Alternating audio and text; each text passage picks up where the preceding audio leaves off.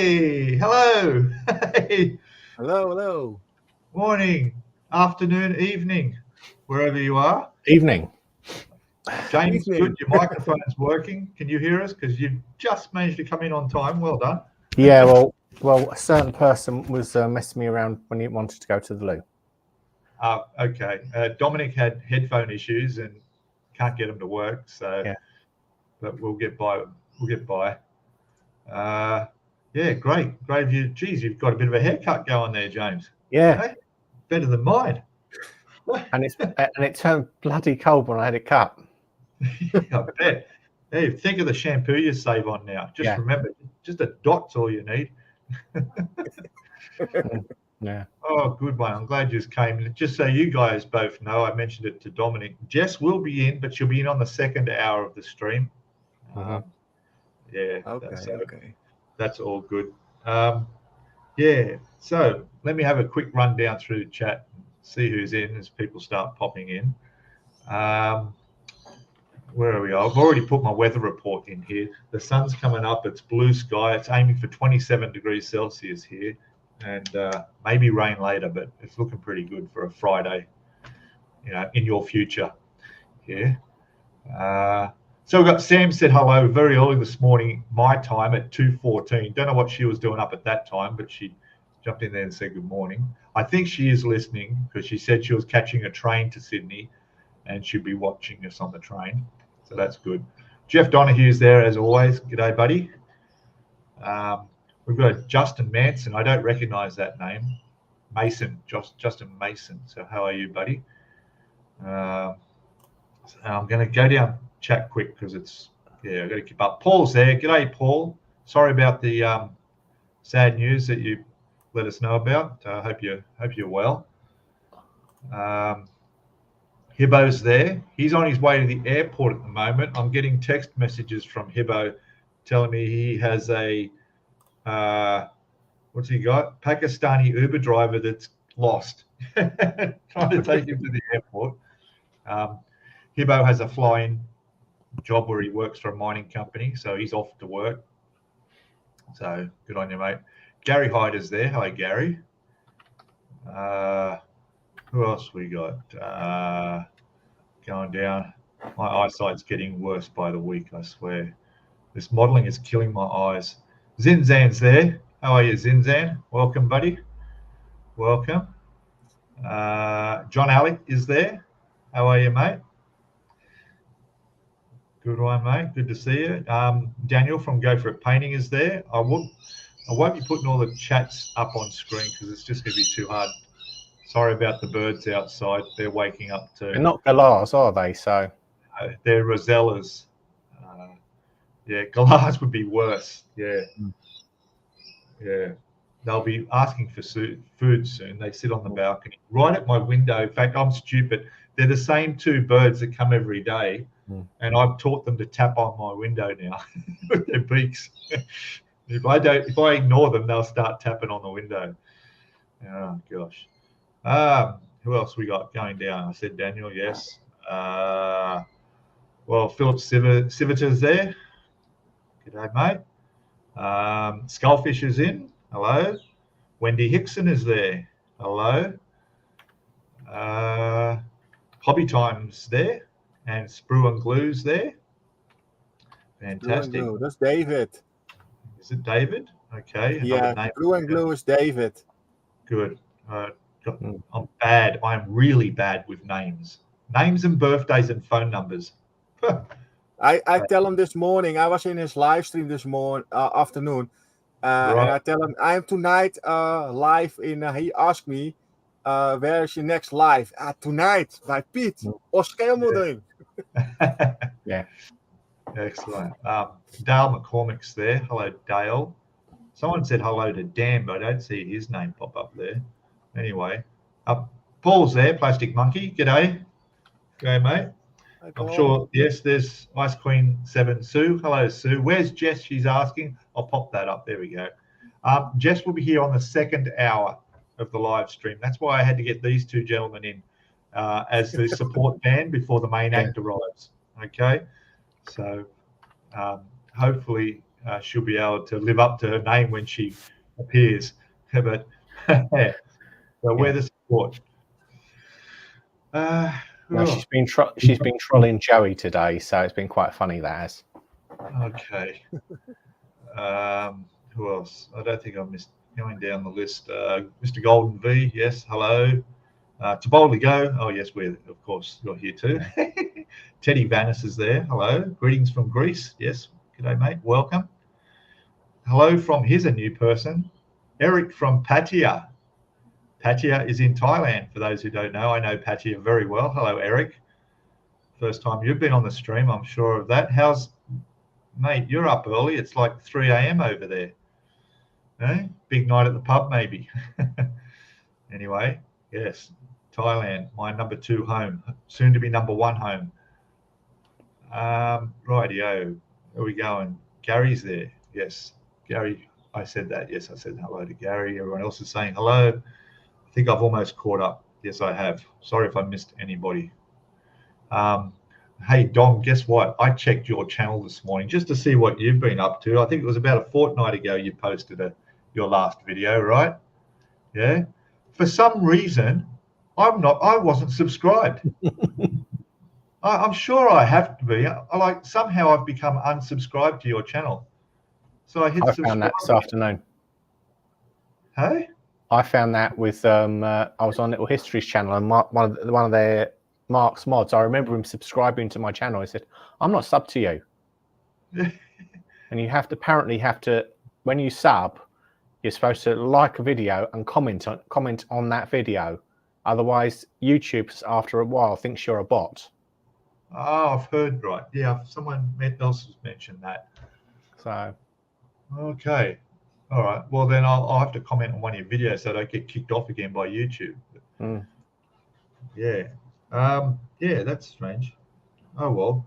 And then you've just done that Italiari, I can't pronounce it. Itali scary. Yeah. Vehicle.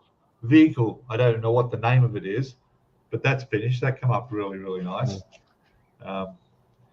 Yes, that very good. And I noticed also you're just a few subs under 500, aren't you? No, I'm not. I'm 501. Oh, you have? Yeah. That must have happened fairly recently because I looked a couple of hours ago. It was a big push on Little History's channel. Little History's on a live one. Okay. Yeah. So it was a big push on his channel. So big thank you to Terry. Big shout out to Terry and Lindsay and all the lot over there.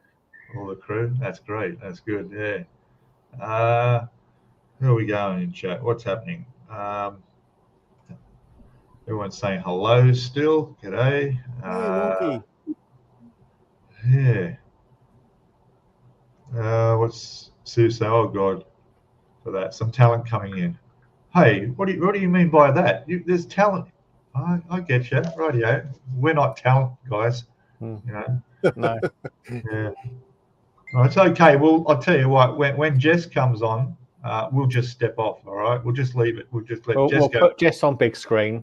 She'll be on big screen. She can get the stripper pole on the stripper hole and do some pole dances. Be the pole dancing snail.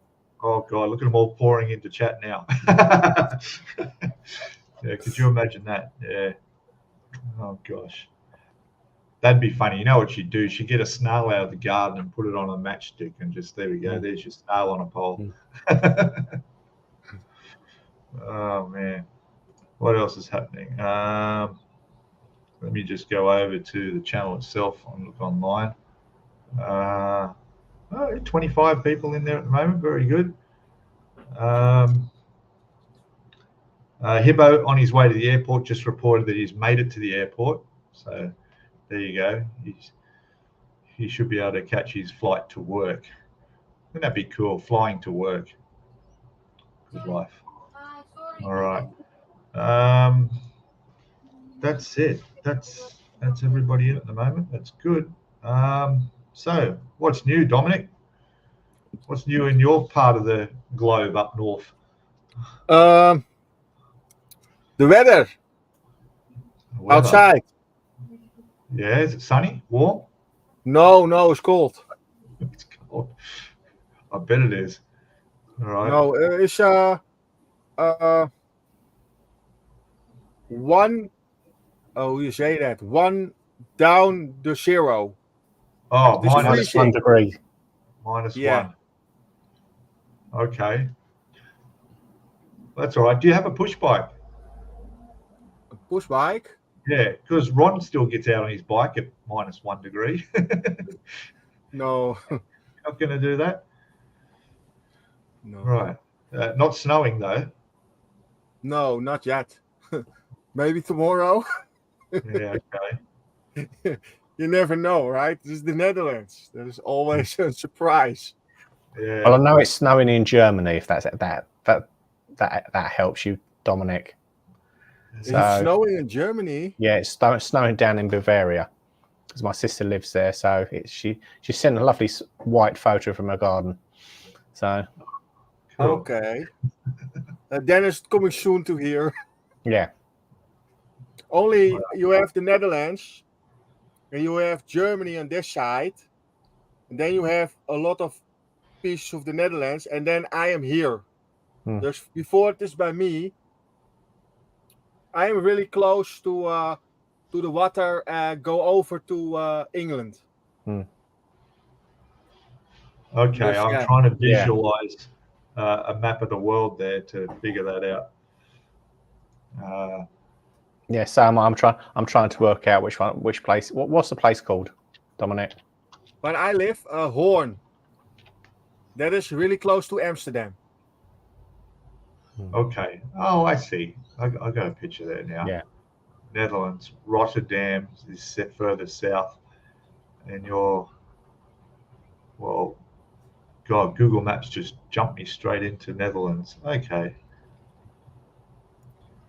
Right. Oh, you're not where I thought you were. Okay, Netherlands.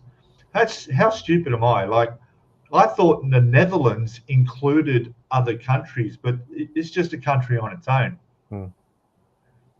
When people say they're from the Netherlands, I thought they were from like Finland, Sweden, Norway, Denmark. That I always see. No. How dumb am I? I always thought that was Netherlands. But no, there it is, up above Belgium, next to Germany. See, I was planning to go up and ride my motorbike over there back in 2019 before COVID cancelled my plans. I would have got completely lost. Yeah. Yeah, because I was going to fly into London, having my bike shipped to the UK. Then I was going to ride across to France and then go up through Belgium. I would have gone through the Netherlands to get up into Denmark and head up into Scandinavia.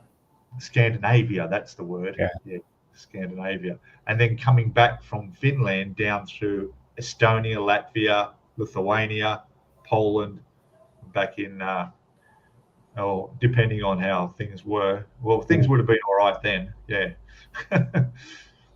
Yeah. Anyway, I'm glad I didn't go on that trip. Yeah. Can you see this? Yeah, I'll pop it up for a sec. Yeah. Okay. Look, there we go. This one, this side, is Germany. Yeah, and I live here. Yeah. And then you have, you look really close. Then you have here Amsterdam. And I live in this little corner. Yeah. Hoorn. Oh, yeah. You basically live on reclaimed land. No, that is there's this place. We say Flevoland. That is dry. She make this dry for more land. Yeah. And this was, really long time. This is the we say Afsluitdijk. Then you can drive with the car over it to Friesland. That is the other side. That's cool. This is the north side of Holland, the orange color. And you have this little island. This is Texel. Some people go on vacation to there. Okay. Yeah, there's a little bit the Netherlands. Yeah. There you go. Very good. Now I'm trying to. Can you make me small, Pete? I'm trying to. Yeah, I'm trying Yeah. to. Oh gosh, where is it?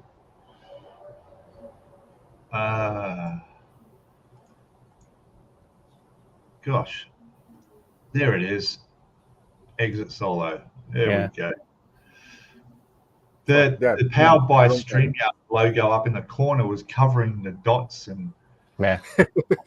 I'd love to get a full version of this, like to subscribe, but it's damn expensive. When you do the conversion, it works out. It's twice the cost of Netflix a month to have StreamYard. And I can't.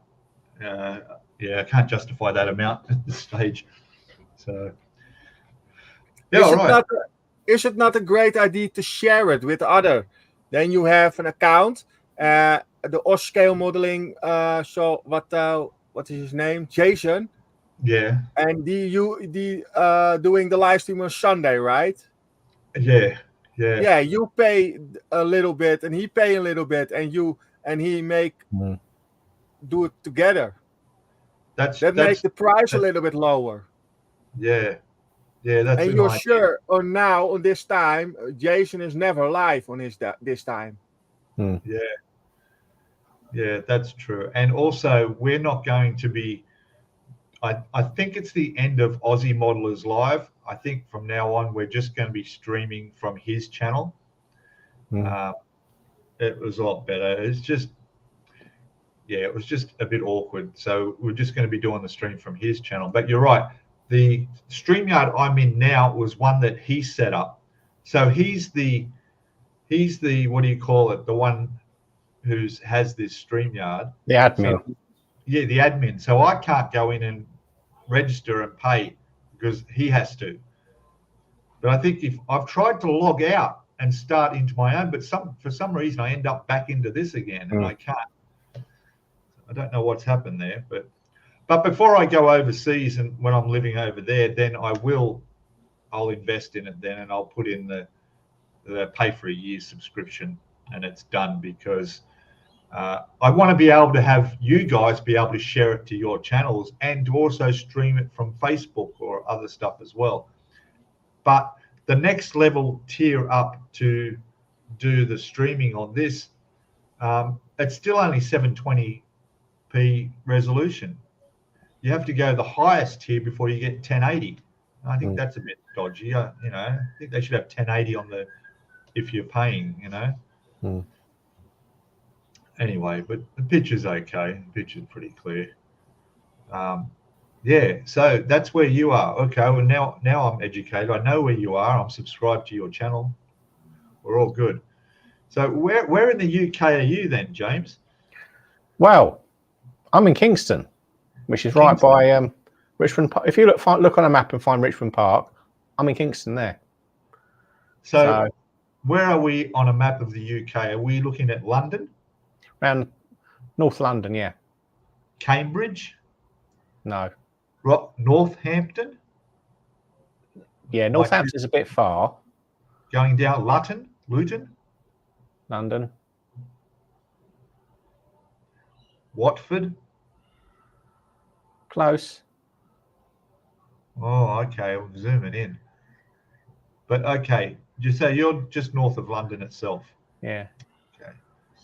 10 miles from Heathrow Airport. That's about as near as damn it you want to get to it. Yeah. Okay. I've never really looked this close at London on a map before. So where would Greenwich be from London itself? I've never been there. You've never been to Greenwich or Blackheath? No. I've been to Blackbush a few times. That's where they do the car auctions and they do the what is it? They do the armor sales there and that. Okay. All right. Yeah. Yeah. When I was in the UK, I stayed in Greenwich, and I had a house there I was looking after for about a month. I used to hop on the train and go into Charing Cross every single day and then walk all around London everywhere. And then after that, I sort of got kicked out of the house. And should I go by bus? Yeah, I got a bus to Cardiff in Wales. Yeah. And then I rented a car, and I spent the next few weeks driving all the way up into Scotland and back into. I think I went over to Yorkshire. Just going through the map. Yeah, Yorkshire. It's a small place, England, compared to us anyway. Yeah. All right. Let me just check where we are. Well, I'd like you to ban John Alec. Ban John Alec? Not just ban John Alec for life from this stream because he's insulted me. He's called me a brummie. Oh, brummie. There he is. Oh, look at that. Yeah. You're going to have to explain what that is. Yeah. What's a brummie? A brummie is an accent from Birmingham. Oh, okay. Thought you were a brummie. There we go. It's amazing the accents in such a small area of the UK. Yeah. How they change. But yeah, it's like Sue. When I first started listening to Sue's stream, I could hardly understand her. Now you need subtitles, Sue. Yeah. Subtitles. Yeah. What's the Dan there? Hello, Dan. Luton is prone to Luton, Pete. Okay, not a good area. Not a good area. It's pronounced Luton. Luton. Oh, it's pronounced. Oh, not prone to. Okay, I get you. He jumped out. That's okay. He'll be back. Yeah. John Alex laughing. Yeah. Where is everybody else from? Do we have anyone, like we had someone here? I know Gary's quite near to me. Gary is, okay. Right, yeah. There's Brian Windmill, hello. Yeah, oh, that's good. So if you were to go to Telford next year, how far is that? It's a fair drive, isn't it? Well, it's a fair drive. Sadly, I can't drive. Oh, you can't. I remember you talking to I'm medically banned from driving. Yeah, that's stuff that. Yeah. Can that be reversed in future, or is that? It can be. Yeah. But okay. Obviously, I've got to speak to my neurologist to clear me. So. Well, tell him you feel fine. Not that simple. Not that simple. That's why I went for a CT MRI scan. Yeah. To make sure I hadn't had another stroke, basically. Yeah. But it's no. Well, it's all right. I get the bus everywhere. Right. Okay. What's this? I'm Biggleswade, Bedfordshire. Man, that's a tongue twister. How do you even? Biggleswade. Biggleswade, Bedfordshire. Okay. I have ancestors. My ancestry history comes from Yorkshire. So I have. I'm the 8th generation of my name. My father's well into the history, and he's traced our family history back to, I think it was the 13th century. Yeah, we've gone back as far as that. I think that's where the records sort of end, and the parishes didn't really take note. And they name people after places they were lived near. So my surname is to do with a hollow area, so that's where they get that. So it was interesting. But I'm more interested in what life was like back in that time. You know, like it's lucky we're all still here, really. You know, everyone survived the Black Plague and everything else and the wars. We're all lucky we're still here. Ah, gosh. Who else have I got here? What's John saying there? I'm 50 miles northwest of Washington, D.C., the capital, eh? Okay. Yeah. I go to the capital. Australia's capital, for those who don't know, is not Sydney. It's Canberra pronounced.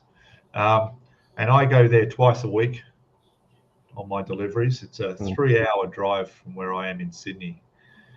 And it's always colder there. I was there yesterday.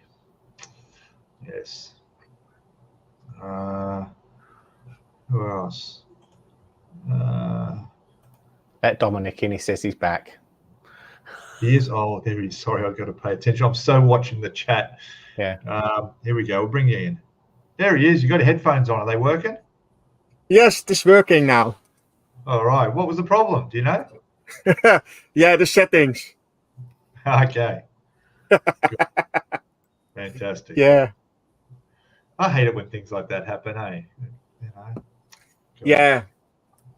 Yeah. So that's great. Yeah. For a long time, I had that echo problem, if you guys would remember. I just couldn't stop that happening. And it turns out that the echo wasn't me at all. It was an issue with the browser. I can't use StreamYard with Firefox, which is my general browser. So I'm using Microsoft Edge. That's the only time I can use it. Oh, and yeah. Echo. And you can use Google Chrome. Yeah, Google Chrome. Yeah. Yeah, that's a good one. I use that too. Yeah. Yeah. Alex Moore's there. Hello, Alex.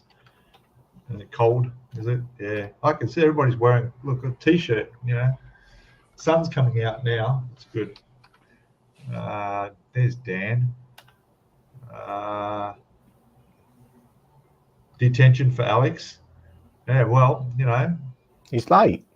You have to say something to Jeff's the moderator. Yeah. I need to get I have to hire some more moderators soon. It's cold. Okay. While I'm here, I need to just quickly whip over and send Jess the link before I forget, because it's about half an hour away. She will remind you. Yeah, she'll pop up in chat and say, "Let me in." Yes. Yeah. No, I mean, like, I haven't even sent her the link to the stream yet, so she can't do that.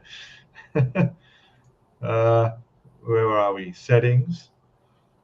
Invite. No, I don't want that. I want settings. I want invite. Copy that. Yes, and paste it to her. Hi, Shenzhen. Paste. Brian Windmill, Dennis Sher, Paul Price. Yeah. All right. So I might as well show a couple of things while I'm here. I went through my small stash, and I can't build a big stash because when I go overseas to live, I can't take anything. So what I've got to build, and I've got like 8 or 9 months to do that. So while I was there, I've pulled out something that I forgot I even had, and it's a little, that 1/700 scale Tamiya Rodney. So oh, cool. That'd be all right, eh? I'm just worried about how small it is. Hopefully there's not much photo itch, if any, in there. Haven't even opened it. I think I bought this in Thailand. I'm not sure. Although, no, I may have bought that here. Otherwise, it would have a Thai baht price on it. But yeah, so I'm thinking of, while I've got this building, I might have a second one going. I'm not into doing second because all that space, like the top of there is covered in parts of the bus. We've got the shelves over there, bus. I take up so much room. Like, do you find that your benches, tables just get filled with clutter when you're building? Or do you keep it neat and tidy? I have multiple benches. You have multiple. There's a solution. That's why I need it. I'm going to buy another dining table. That's it. That's the solution. Yeah. Well, this dining room table here used to be my workbench, believe it or not. Oh, okay. And I see. Then I moved out to the workshop. Right. And I decided I needed 3 benches. I essentially planned it around a ship. Yeah. So yeah. I can fit the Yamato in there quite easily. Talking about the Yamato, that's still in its box, isn't it? Yes. So have you got any plans of making a start on that? I might have. Okay. Because that's a big. Yeah. That's a long term. Yeah. Won't take me long to do. You don't think so? No. No, probably not. Yeah. Yeah. I like Ron's. Yeah. Go on. I haven't got a bath to wash the hull in. Okay. Well, I took mine in the shower actually.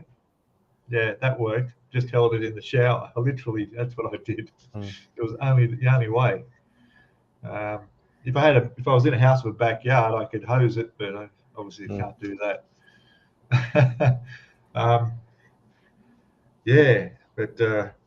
Oh well, that'd be good. That'd be good. I was just mentioning Ron starting on his submarine. I would love to build that. That's on my bucket list. And when I'm in Thailand, I will definitely put an order in for that and get that. And I reckon by then, Ron should be about halfway through his build by then. It's in about 9 months.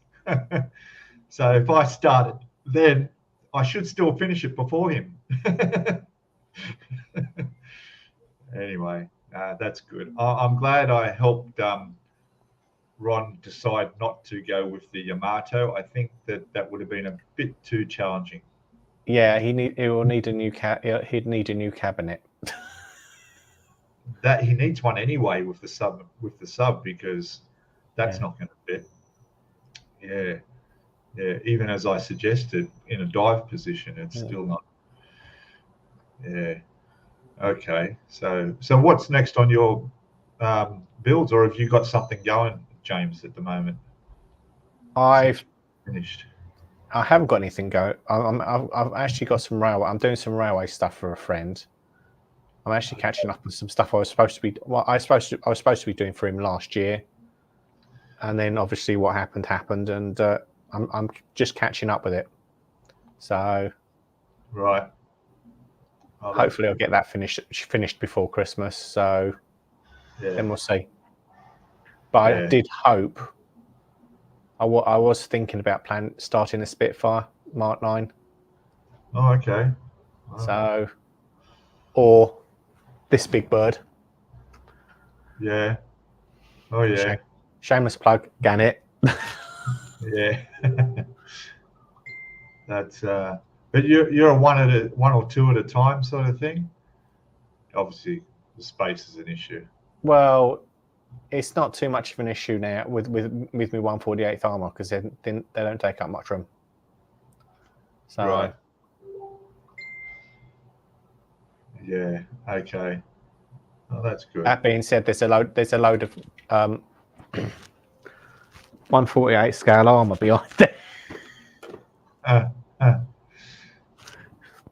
Yeah. How do you decide what you want to build next? You know, like I don't have much choice, but I still can't decide. I mean, you know, I talk about that now going, oh yeah, I might start that. But then I think, well, you know, forever I want to build that Formula One car, you know, and then I want to start on the Lamborghini. And I just like, and then I've still got the bus, and that bus is going to take me at least another couple of months or more. I'm not even halfway, you know. I will show you though, and I'll just give everybody an update in chat that Jess is going to see us soon, so she'll be on soon on the hour coming up. All right. Yeah. Hello there. Laura's there. Hello, Laura. And Rolando Flores, how are you, buddy? Welcome. I'm just trying to keep up with chat. It's almost impossible. But thank you. Yeah, I will show you something here. This is the bus at the moment. The bus. Get it right. I've got to be very careful because it's got a few clamps on it, as you'll notice. There we go. Look at that. Hey? That's all right. It's a Rebel kit.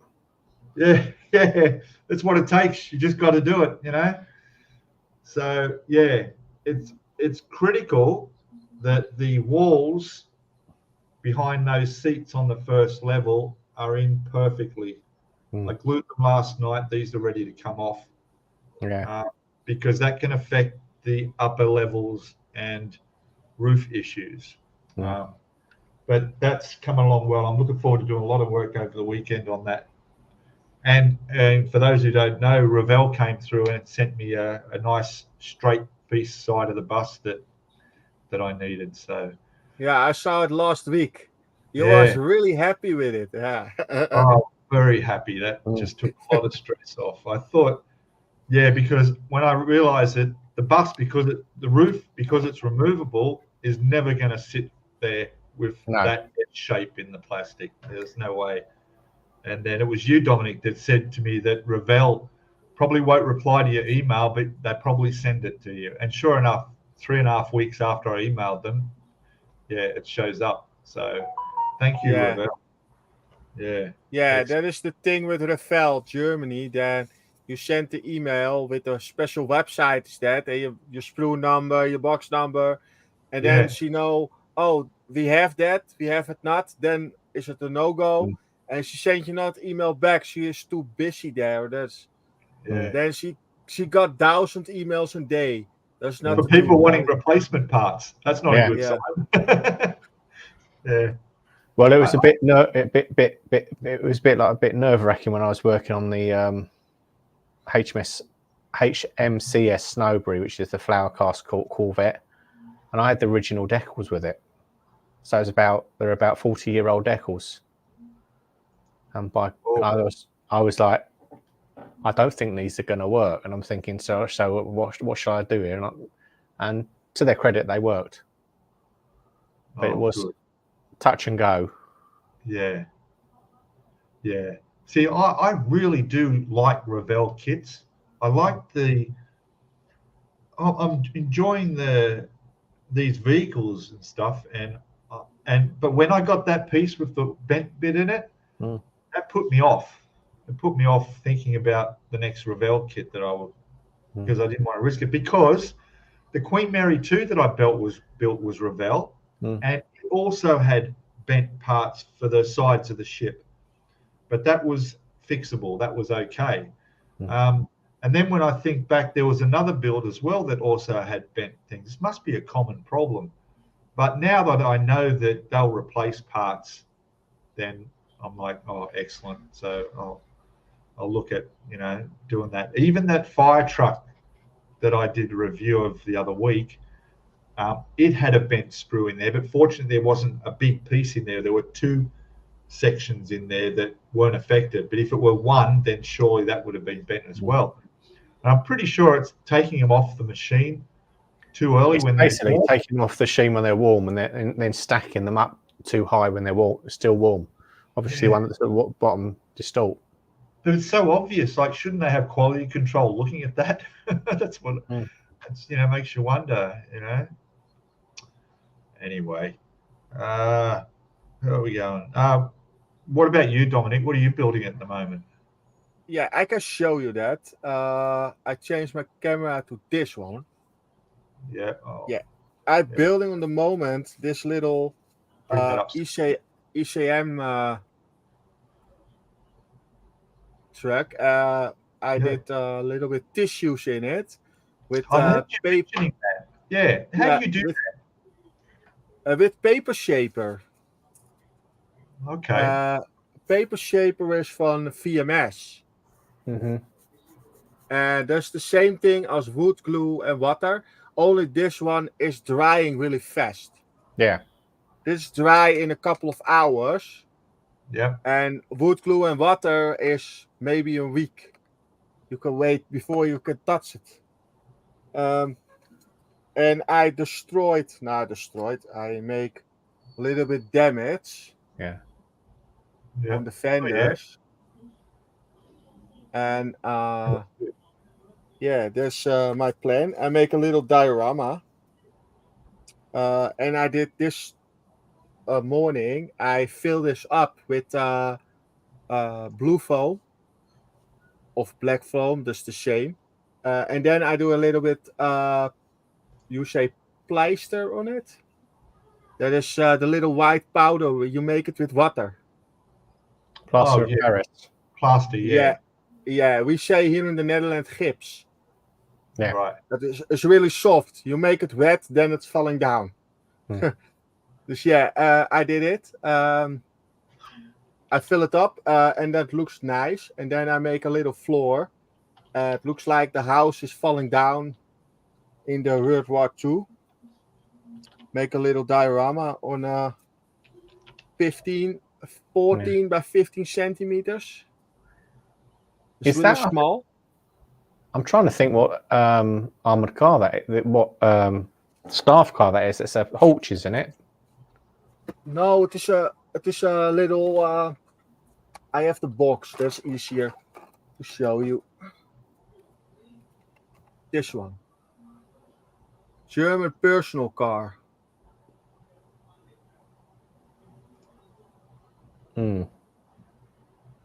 It's a little old ECM kit. Yeah. And I buy it on the model show last month. Yeah, last month. That was what I building. And I building this one. Oh, a Yak Tiger. Yeah. And what I did this morning was I weathering it a little bit. Maybe a little bit too much. You can see all the weathering. Oh, yeah. Yep. Lots of wheels. Yeah, I know.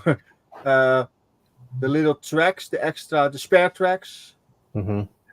I weathering it. And this side, we have the tools on it, the steel cable, and all the weathering. Nice. Yeah, that's a really nice kit to build. And I'm always busy with my airplane for 2 years. 2 years? Yeah, 2 years. It's a 1/32 scale Messerschmitt. Why does it take so long? I can tell you. Here under the tape is the engine. Yeah.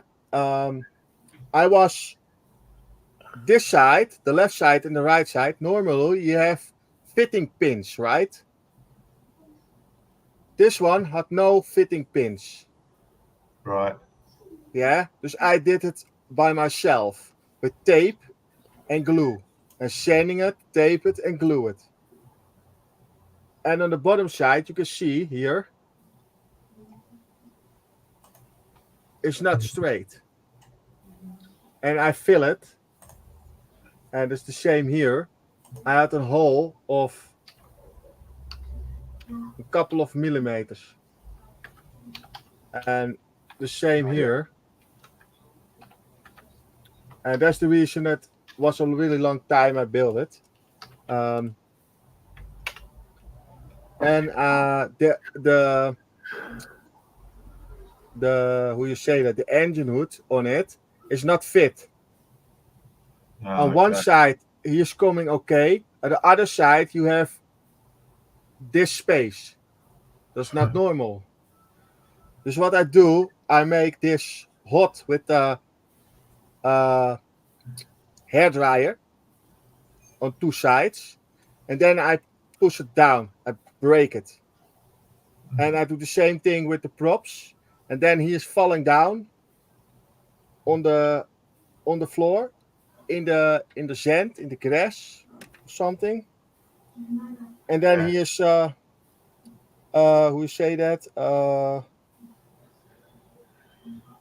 crashed airplane. Yeah. Yeah. Wow. Okay. I would have thrown it in the bin a long time ago. Wow. No, this is a really expensive kit. Was around 60 euros. Oh, okay. And that you do it not in the garbage, believe me. Yeah, okay. Oh, well, there you go. That's commitment. Yeah. Yeah. it's like when you build models and you get all extra stuff like photo etch and stuff like that. I try to use as much as I can, but sometimes there's things there that's just you're going to have a problem with, and it's probably best to leave off. I had a guy comment on one of my channels saying that he hates photo etch and doesn't reckon it does anything for the model, and it's not worth the trouble of trying to use it. But sometimes I sort of agree. So, like the bonnet on the bus here underneath has about 50 pieces of photo etch from all detail underneath the hinges and everything like that, the latches. But it's the bonnet. It's under the bonnet. So you can have it up or down, but even when it's up, you can't really see it. And I thought, oh no, I can't struggle with that. If I cut off the plastic and replace it with photo etch, and the photo etch doesn't work, I can't go back because I've just taken the plastic off. And I just knew in myself I didn't want to take that risk. So yes. Anyway, Stephen Haynes just called in. How are you, buddy? Welcome, mate. Everyone's saying hello. Stephen. I see Ron's there too. There's Ron. How are you, mate? Hi, Ron. Hi, Ron. Yes. I'm really enjoying that. Ron, I have to tell you that I'm driving when you release your video out. I'm probably one of the first people to watch your video as soon as it comes up, that notification. But I'm driving, so I sort of glance, but I'm driving. So, but I can't usually comment. But I noticed that you was having troubles with the sprues. There's so many sprues on that submarine, and they're all leaded. And what I was thinking, and I don't know if it comes that way, like they're all in separate boxes in the main box. So if you get the box that has all the sprues, it's great to label them as you have, but also write on the box what sprues are in that box. That way, if you're looking for, say, D sprue, well, you know what box it's in to start with, and then you've only got to go through those, and you can have that aside. That's what I did for Yamato. I kept all the sprues in all the box A, B, C, however it came, but I wrote on the boxes themselves what sprues were in those, and that just made it easier too. So anyway, that's my little tip. I have a little sprue rack. Yeah? I have a sprue rack. Yeah, I have a little Hobbies sprue rack, and then I label my my sprues with the tape, with Tamiya tape, and I set the numbers on it. Just the A, the B, the C, and then I tape it on the sprues, and I clean my desk. Then I do everything A, B, C in the box. And then I set it every time. I set it in my sprue rack. Exactly what I do. All the sprues are here, and they're all labeled. Yes. And I keep them in the original box, and I can see there it is. There's the ladder, straight to them. Yeah, that's depending on how many you got, but that works. Yeah. Yeah. Although that Revell kit with the fire engine, the sprues aren't labelled or numbered. The parts are individually numbered, but you don't know what sprues they are. So. Yeah, the fire truck. Yeah, it must be just the early. They must have just did that in the earlier ones. That is a really old kit. Yeah, 33 years old. So yeah. Yeah, I was looking forward to it. Like, it had new on the box. That's just deceiving. They shouldn't be doing that. Yeah, that is Revell. That is Revell have really nice kits, but sometimes you have then there's a new, there's not new box. Then you look always on Scalemates. The Scalemates tell you exactly what is the truth. Yeah, and who made it first? Yes. If it's frog, you run like mad. Run away like mad. That's the advantage of. That's why. Like, I was a year into building models before I even knew Scalemates existed. Yeah. So, I mean, that really is the only place you can go to get the information you need on what's in those boxes, other than searching for reviews, on YouTube. So, yeah. Anyway, what was this? Have you hidden the keys to the road roller? I know the Inquisitor likes to give the peasants a squeeze now and then. Oh, bit of fighting going on. That's how John Alec does the same thing. Yeah. And who doesn't wear? Oh, I know, Dominique, you don't wear glasses yet, do you? Hey, your eyes are pretty good. Yeah. 3 years ago, I never had glasses. Never. Now, I'm almost wearing my magnifying glasses to look at everything now, just because it's that much better. But I'm sure that's making my eyes even worse. No, I have no glasses. I am really young. I am really young. I'm 38, Pete. I have no glasses. You will. Give it 10 years, mate. And you'll be, yeah, like in another 10 years for me, I'll be building models with a guide dog sitting beside me, Yeah, hopefully giving me the pieces I drop, not eating them. Hey, how's your dog there, James? He's all right. He's gone to sleep now. Is he grown up, not misbehaving as much now? Well, he's when he's good, he's asleep. Put it like that. Okay. Yeah. Because when he went in the kitchen, whenever he comes out, he pinches something rather in the living room. Usually a cushion, a blanket, or something, or anything that's hang on the radiators. All right. Yeah. Yeah. I'd love to have a dog again, but I want to buy one when it's already through that training stage. Not as a pup. Time to go to Specsavers, Paul says. I didn't go to Specsavers, but I did go to an optometrist and have my eyes tested. That was about 1.5 years ago. And now these are just your cheap ones you buy, just the magnification ones. And they worked fine for the first 12 months. But maybe I need a bit stronger magnification now. But the optometrist, when I went to him, I think I got ripped off. He told me all about this thing, the degenerative thing that looks like I'm starting to get. And then he gave me this bottle of eye drops that's supposed to do something or other. And another, but I walked out there, spent $100 and didn't have without a pair of glasses. And then the glasses that he reckons I did need, they started about $300. And I'm like, yeah. No, I'm not going to do this. Well, not being funny, I paid nearly 800 quid. I paid 800 quid for these pair I've got on. So, and worth it, I guess. My eyes tested last year. Yeah. And the stroke had messed my eyesight up completely. Yeah. Oh, okay. Yeah.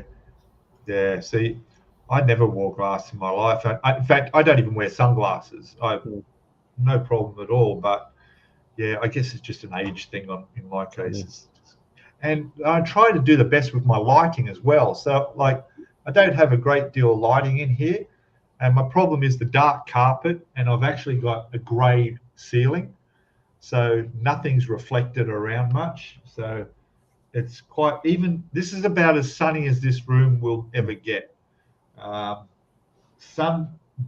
Where that sun is there on that door coming in on the wall, that's as much as the sun will ever get in here, because it goes around the other side of the unit and comes in the bedrooms and that. So, but that light, it's one of those massive, I don't know, 10 million watt LED things. It's quite good. But definitely when I move into a new place, it will just be no carpet for a start, and a brighter place, because your lighting is the most very, very important thing, especially if you want to tackle 1/700 scale shit. I mean shit, because that's what messed my eyes up, doing those small kits. Yeah. God. How are we going? How are we going in chat? Alex Moore's there saying glasses are bloody expensive, even more so if you need varifocals. Yeah. Yeah, I've noticed my eyes just. I could look at the computer screen and see fine, and it was clear. All right, but never before putting on the glasses, it's actually clearer now. But only at at a certain distance. At this distance, I can read the chat better than without my glasses on. All right. Less than a year ago, that was not a problem. If I just come back to here, this far, the chat goes blurry again. Yeah. So, anyway. No, right. Bizarrely, I don't need glasses on when I model. Yeah. Anyway. Just need magnifiers when I'm using tiny little bits of PE. Yeah. Anyway, we've got a visitor coming in. It looks like, yes, somebody's down there ready, looking quite colourful actually. So let's bring in Jess. Hello. Hey guys, how's everybody doing? Hey, fantastic. Hi, welcome. Oh, you're looking very Christmassy in the background. Yes, thank you. Excellent. How's your sound and everything? Everything's all good? You hear us all okay? Good, we hear you too. That's fine. Oh, that's good. Yeah, glad you could make it. I'm sorry I texted you at midnight. It's okay. I probably should have been asleep anyway. I thought, oh God, what time is it over there? And I Googled and I go, oh my God, I just texted her at midnight. I didn't want to wake her up. I thought it was funny you sent me the counting sheep and I was like, yep, that's exactly what I need right now. Oh, fantastic. Anyway, so yeah, we've just been talking about all sorts of stuff. So nothing interesting. So you should have no problem coming in now. And your support band is wounding up now, and the main act's arrived. Yeah. No, it's the other way around. I swear. As Stu put it, here's the talent. Stu, yeah, that's right. Yeah, that's right. So what we've said was we'll just put you on full screen and just back out and go make coffee, and it's all yours. All right, I'll leave the show to you. Okay, sure. I don't really have any of my models here to show, but I am currently working on the Foxy box, and I just got the hinges finished, so I will be showing that off. Okay, that's great. Yeah, because I was quickly looking at your it's the Chevy van doors. Is that what you're talking about there? Yeah. Yes, sir. They have been a doozy. Yeah. It looked awkward getting those hinges and stuff on there. So you got that sorted, eh? Yeah, I did. I finally got that sorted. So I got it. I'll show you guys here. But they're looking much better, and they're actually on and opening. Oh, good. So this is my first attempt. Yeah, this is my very first attempt doing this. So I'm so proud of myself that I actually was able to get them in motion and on there. Yeah. Excellent. That's good. Yeah. Yeah, it's not easy to do that. No. It's not easy to do what you do with the doors. No, it's not easy. I tried it one time. With the Mustang. I built a Mustang 302 or something, the Bosch, and I saw the doors out, and then the doors are, it's really weird. I glue extra plastic in it before you saw it, and then broke the window frame on the front, and you glue it together, and I do it four times or something, and I set it in the plan was to make a drag strip car with a little wheelie bar on the back, and a little parachute. You're driving, and then that would have been cool to pull off. Yeah. That was my plan, and a little diorama from it. My brother helped me with. My brother is with the cars. He make no models, the real cars. He liked that, and he said to me, "Then you need a turbo En this. Oké, dus I buy all the parts. Wow. Dus ja, dat was jullie. Yeah, I have all the parts and I finish it one day, maar not now. Dus No. not easy to do. No. The doors is terrible to do. You do the outside door and you do the inside door. The door panels, you saw it out and then you glue the door panels in the door. And then it's not fitting anymore.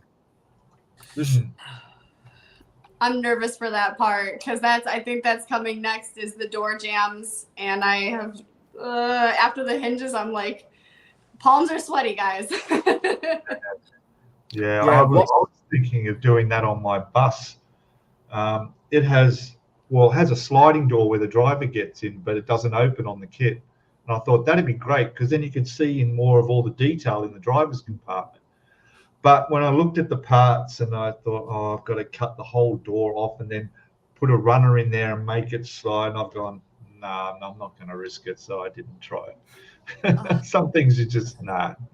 I know. I'm having like such regret. I was like, this was supposed to be a simple model. It was my lesson in trying to do something simple, and then I just had to go and make it difficult on myself.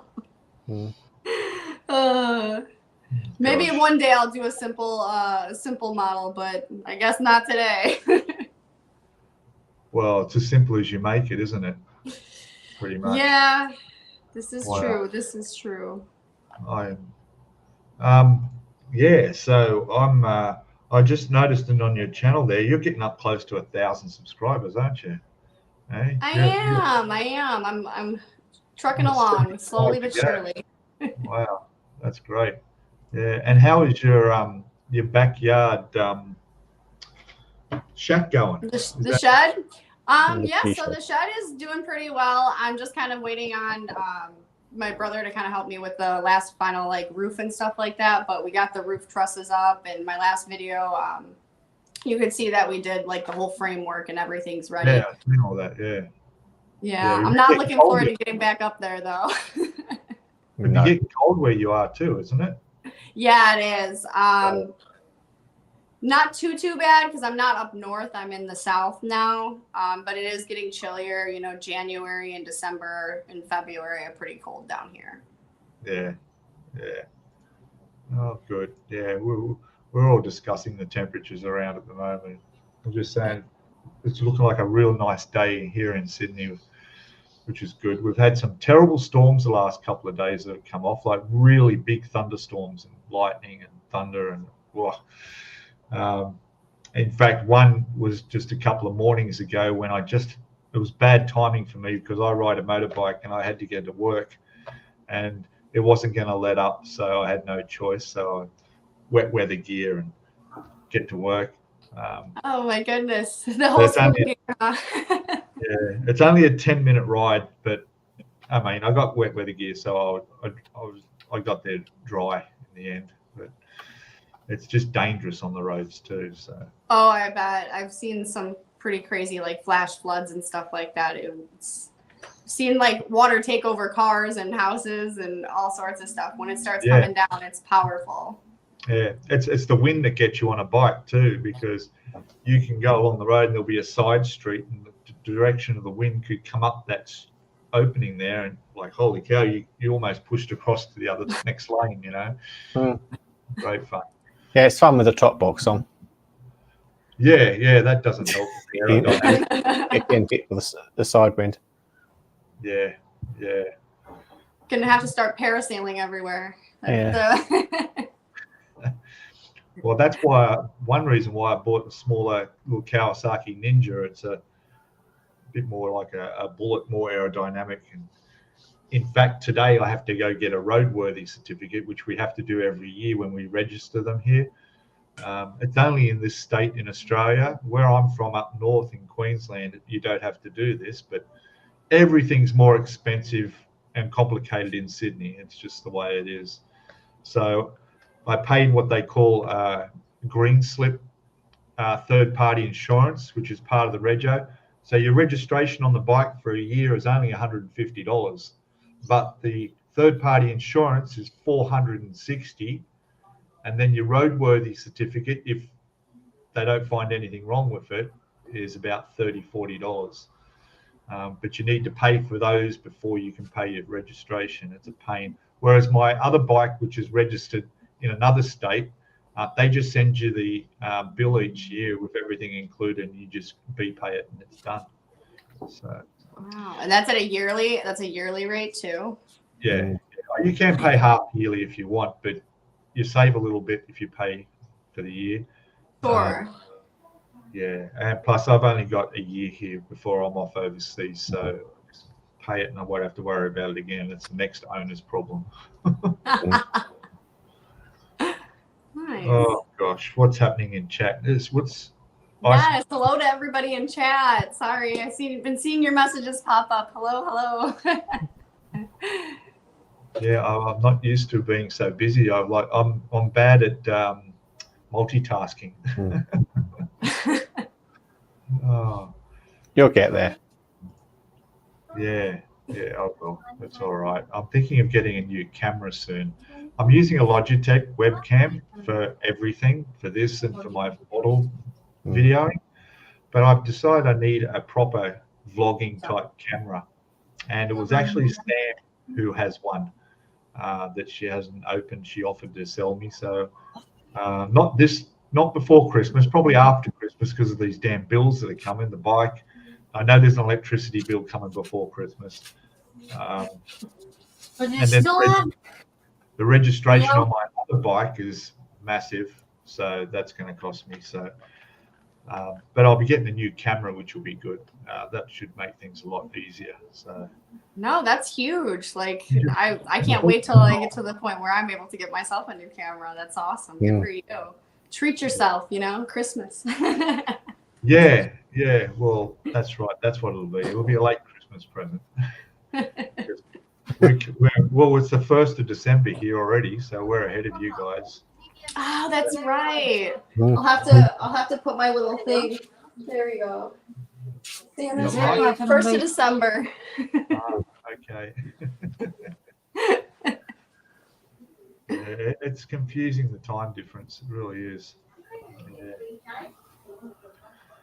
All right, so I'm just checking how we're going on here. Gosh. What's a Lambrini? Blacktown Lambrini, what's that? Wines. Cheap wines. Oh. Okay. Or Lambrini is a cheap Italian wine, and Black Tower is a cheap German wine. Right. Okay. Yeah. For me, that I don't drink, so I wouldn't know.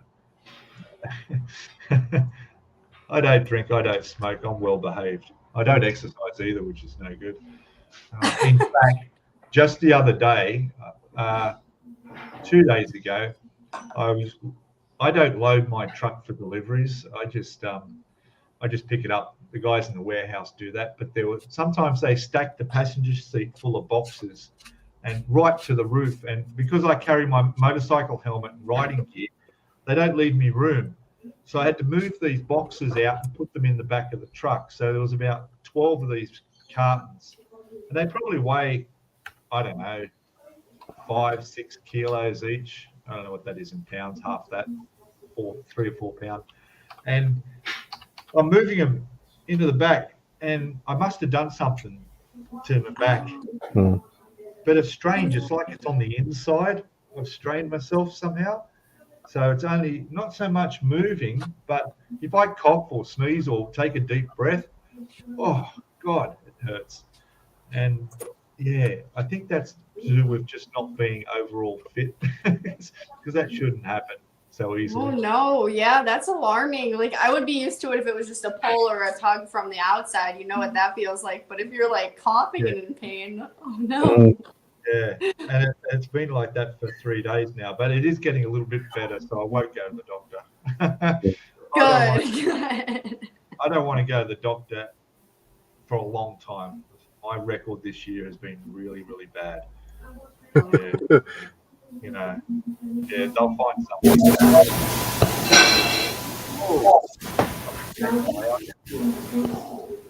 2.25 pounds is a kilo. Thanks, Paul. Thanks for that. Yeah. Thank you, Paul, for learning us something. Yeah. Oh my God. Lemon. There's something else that's alcohol. A limoncello. Limoncello. I do know what those are. I mean, I don't drink either, but I know what the limoncellos are. Oh, I don't drink as well either. Good for you guys, everybody. Good job. Yeah. It's sober Christmas and New Year. Oh gosh. So what are your plans for Christmas? Anything? Much happening, everybody? No, nothing special. I'm avoiding doing anything stressful. Right. I don't want to be in hospital over Christmas. I do not want to be in hospital over Christmas. So, it's not a place to be. No. That happened last year, didn't it? Yeah. Oh, what happened, if you don't mind me asking? I had a heart attack. You nearly died on Christmas Eve. Oh I had to have my heart. I had to have my heart rebooted. Yeah. Oh. I kicked him in the chest.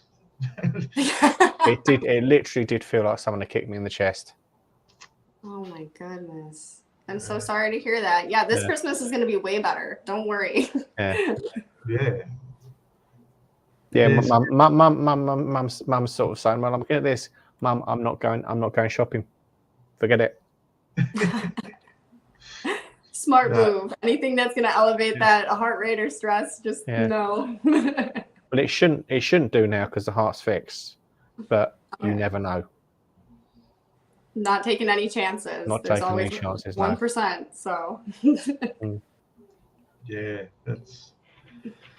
You just never know. But you can't dwell on things either. You know, like when I was in hospital with the kidney stone, there was a guy in the bed came in after into our ward, where he came to the He went to the doctor 2 days earlier, with a cough, and he just said, "I've got this cough. I've had it for 2 weeks. It just won't go away." And he didn't have COVID or anything, so he didn't know what it was. So the doctor said, "All right, we'll get some tests done." So he went and had tests done, and then he went to the hospital for the results, and then they checked him straight in, and straight up now he's having heart surgery, and they reckon that if he hadn't gone to the doctor to see about his cough, he would be dead. Yeah. Like within 24 hours. Sounds like he had a torn aorta. Yeah, that's something like that. Yeah, and so he's in for some serious surgery. And wow, just like that, hey. Oh my gosh, I'm gonna stay safe this Christmas. I'm gonna wrap myself in bubble wrap. Not going anywhere. No, we can't put any Christmas decorations up anyway because of the puppy. Oh, okay, yeah. That won't last. Worse than having a cat. Yeah, I think that we're gonna put our tree upside down on the ceiling this year so the cats don't get to it. Have you not trouble with your cats and the Christmas tree? Your cat's not past, jumping. Yeah. Oh, okay, yeah. We had the same. I have 4 cats. We have no Christmas tree anymore. That's every time it's falling down. Yeah. With cats, we've never had problems with Christmas trees.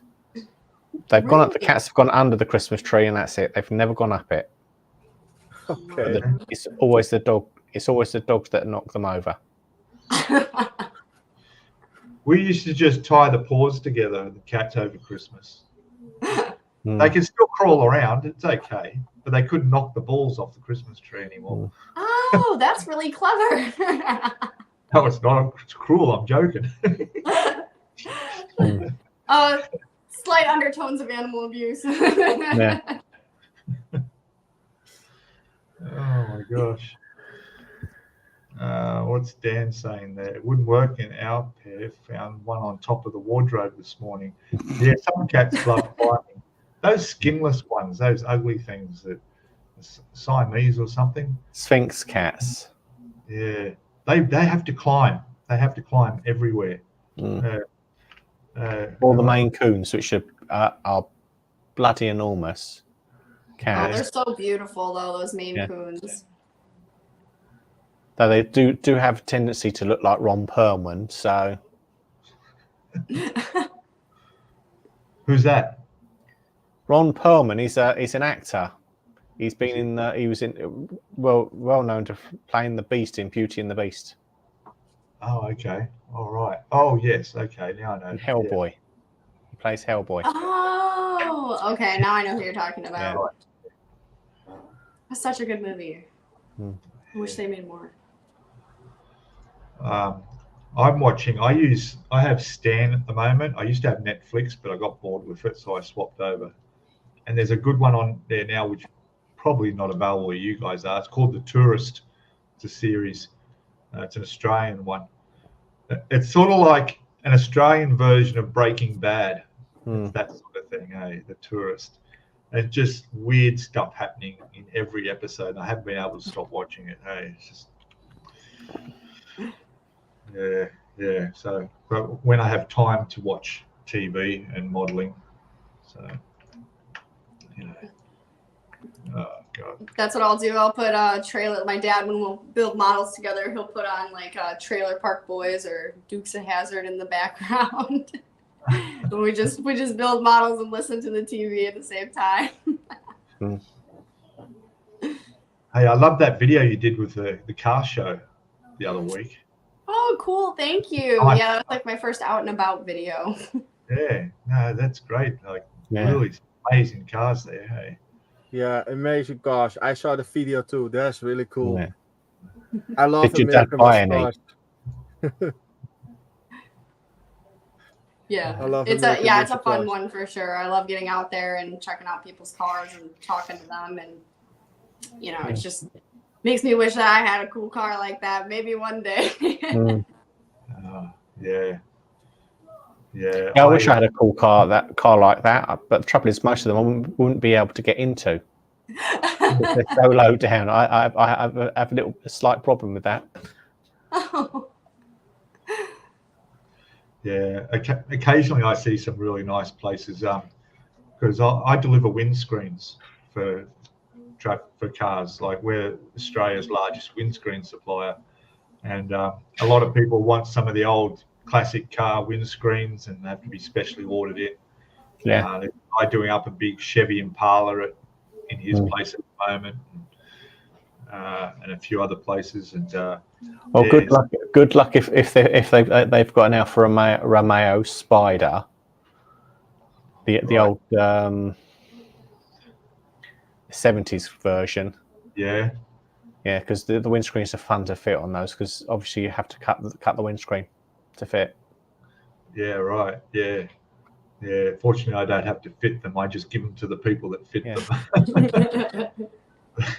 He's like, hands clean of that work. Yeah, but some are big. There was one I delivered down a couple of days ago in the truck that I swear it looks like it belonged on the space shuttle. It was huge, massive. It was just one piece screen off a bus. Weighed a ton. It took about 4 of us to get it out. Yeah. I'm thinking of donating my bus to the local. There's a Sydney bus museum not far from here that I visited a month or so ago, and I got lots of photos, reference photos for this, and I'm thinking of taking my bus there as a donation for them to put in display. Yeah, sorry, Paul, you can't have that one. Paul has. We have that here. We have that here in the Netherlands. We have a little museum with all model. Scale models from World War II, World War I, and then we say Historama. There's all dioramas. People make that and donate that, and you're walking to the other side of that place, and then you have the real stuff. Wow. Okay. And a couple of things from the movie. What's the name of the movie? There was an airplane. Was a really big airplane, and she make a replica of it for the movie. And that replica is in that museum. Right. Oh, gee. Yeah, that's really cool. Yeah, I've never built a plane yet, so I'm not really into the aircraft modeling. Oh, so, I have a really nice idea for you, Pete. Yeah. Yeah. We go make an airplane. You make an airplane, 100% sure. Well, considering he'd never built a model kit until 3 years ago, you can get him to, we'll get him to build a plane before next year, before he disappears to Thailand. Yeah. Oh, I should do that, shouldn't I? And maybe a proper. Well, the Lamborghini will be the first real sort of car model. There's one airplane I'm 100% sure that kit fit really good. Yeah. Tamiya 148 Spitfire Mark 1. Yeah. That is the best fit kit of Tamiya, 100% sure. I built one and perfect. Yeah. No filling, no seam lines, nothing. No, nothing. All right. That is a good place to start. Yeah. The only issue are the decals. The decals. No, the decals are a bit thick, I think. So. Yes. Yeah. I use decal set first, and then I let it dry, and then I do decal sole on it. And that airplane is on the inside for the cockpit panel, for the instrument panel with all the things. Yeah. Really nice. I built that one. He's in my class cabinet there. Really nice one. All right. You message me a link to the actual plane on ScaleMates or something, and I'll have a look. Yeah, I do that. Yeah. But you're right. Yeah. Paul Price has always been saying I should do the Spitfire. Yeah. So I don't know. Seems like you don't really have a choice at this point. No.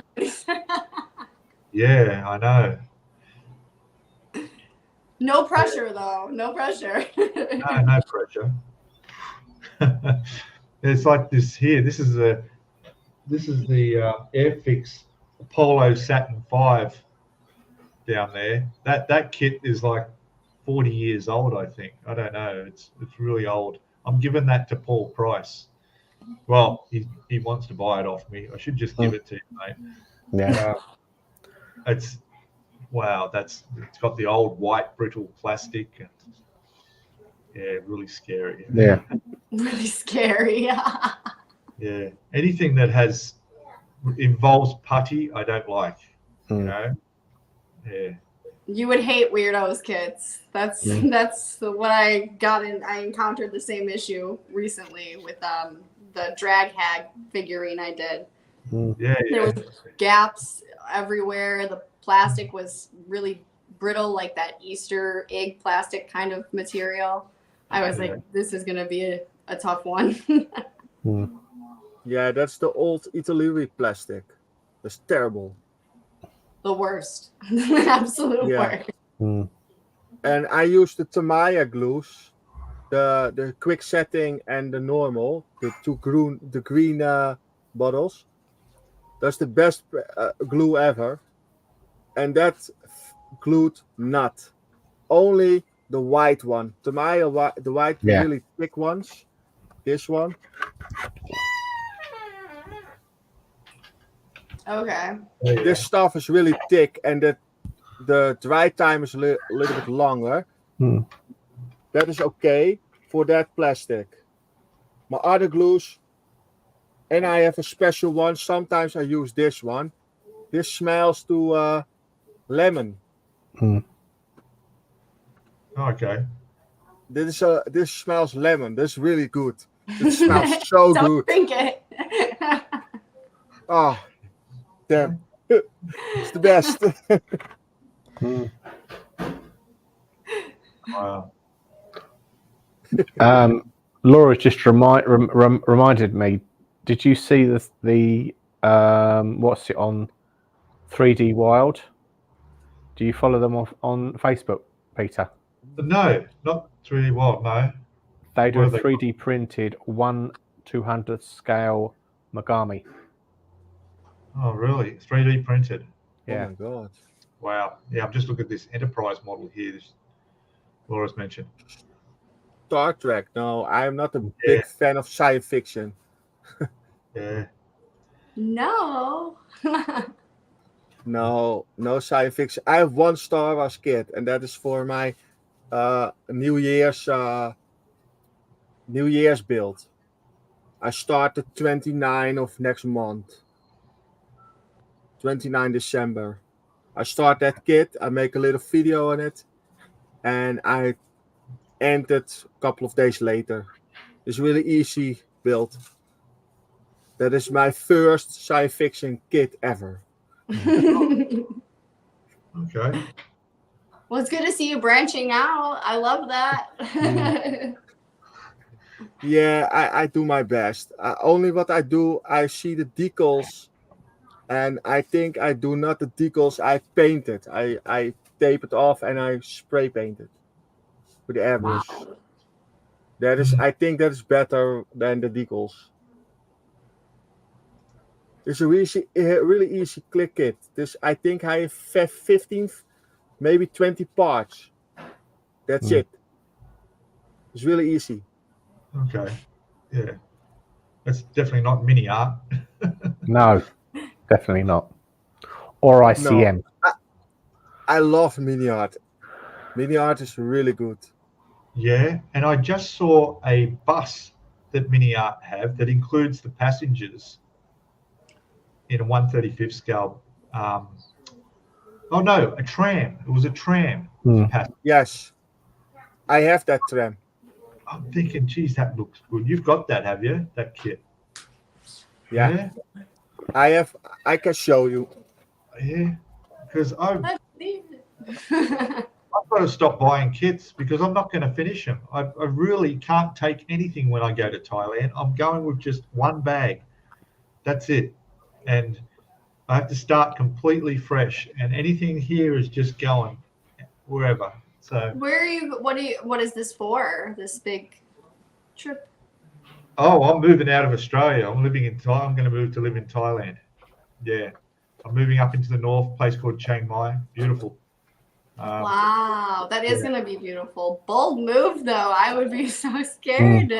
I've been saving up and planning this for the last 7 years to retire in Thailand early, and that's finally going to happen next year. Yeah. Oh, good for you. Yeah. Are you still going to do streams and stuff, or no? Oh, of course. Oh, Even good. more. It's full time. Yeah. Oh, look. That's the one. Yeah. Yeah. Oh, wow. Yeah, that's the little tram. And then you have all the figures. I have not so really fast the boxes in a cabinet under my desk on that side. And I removed down all the tables. And it includes the rail and the bench seats and the lamp posts. Yeah. Yeah. Only the rail thing is with you have a little light on it. You have a little how you say that? I don't know how you say that in English. And you have the rail, and then you have the hollow side, the same as this. Yeah. It's the plastic is really thin, and then you fill it up, and then you make it straight, and then it's not removable anymore. It's really thin stuff. Okay. That is better. There's really thin, and the parts are really tiny and. A lot of them, I imagine. Yeah, look, all the little tiny small parts. Yeah. That is terrible to do. Yeah, but a beautiful piece when it's done. Yeah. Yeah. And this one, this was my my car. Oh, he's falling down. That's this nice. This is my first glossy. This is the Camaro Set 28. And normally you have all the chrome stuff, and I make it black. And it's the same thing with the bumpers, the front. Yeah. Yeah, and make it black. Ooh. That's my first glossy car what I make with 2K. Yeah. No, it's my second. This is the 2K second time. The first car was you had all the little what you say, Pete, what you had on your Formula 1 car, the 6-wheeler. Oh, the The wavy. orange, the orange. It looks a little bit orange. Yeah, orange peel they call it. Yes. Yeah, I had that with that one too, and with this one was directly good. That's perfect. That looks fine. Yeah. Yeah, spectacular. I love that 2K clear. Yeah. I think what caused my problem was I flooded it on too much. I think I put on too thick. Yeah. Yeah, you make your 2K a little bit thinner. I do first coat is a little bit really slow. And your second coat, you let it 10 minutes. And then you do your second coat and you make it a little bit more thinner in it. In your clear coat. And then you make the thinner. And then you do not your pressure a little bit higher. And then in one time, done. Yeah. And let it dry. I do it in a plastic container. And then let it dry. 1 week. No touch.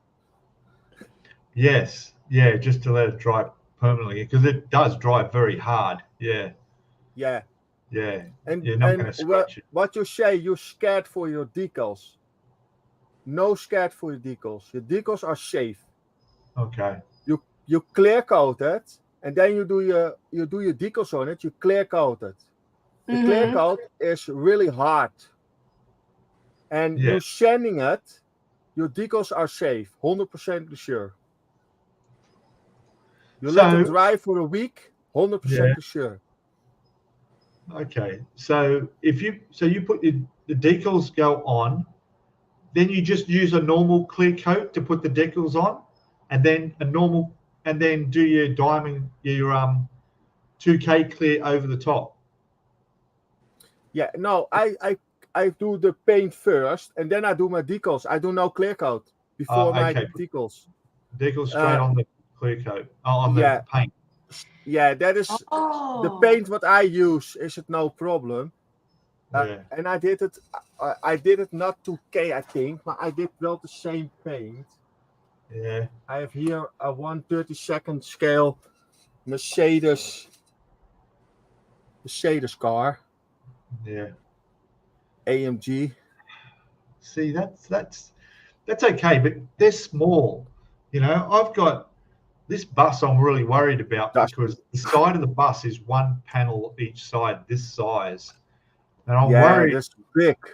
Yeah. I'm worried about getting not only a clear of the red evenly over such a large area of plastic, but then afterwards, after the decals go on as well, because there's decals to go on that, the 2K clear over such a large area, like to control your speed across, your flow, your distance, it's all got to be spot on, eh? That's my scary part. I'm glad that Revell sent me out a replacement for the bent piece in the kit because now I've got the bent piece as a practice one. Nice. Practice. So that'll be good. But other than that, yeah, because that's what I did with the 2K clear with the Outlaw paints was I was up there pretty much hosing it on and watching it go on thick, and then I've just layered it on too much, and then you got the orange peel. Yeah, you could always try sanding it down too. I don't know if that was real fine sand. The 2K I don't think clear. I can do that with 2K clear. You can use polishers, but I don't know. I don't know if the I've used really, really fine sandpaper to sand down, like when I did the Stoned Hoods and Crooks one, a little bit of the drip from the 2K clear came to the bottom. It was one of my first times using the 2K clear, so I wasn't aware of that heavy-handedness. But I ended up using a really fine sandpaper and just sanding it down a little bit and then polishing it in between and then sanding it down. If you use a really fine grit, you can do it. You can use it. But, you know, even with like Paul's just saying in chat, just use a normal to clear coat on the bus, which is what I'm also thinking. But then I'm finding it hard getting an even coverage with just a normal clear coat. It's coming up patchy. I can't get a clear, even finish on a clear coat. Dit is sandpaper for with water. You make the sandpaper wet in water. Yeah, wet sand. Yeah, and then you're sanding it. This is 10,000. Yeah. Yeah. That'll give a nice, light, smooth finish on the paint for the clear to go over. Yeah. Yes. And then after that, I using I'll get you this. You say compound something, then you finish it with little stuff from Tamaya. I have it here. In my cabinet here.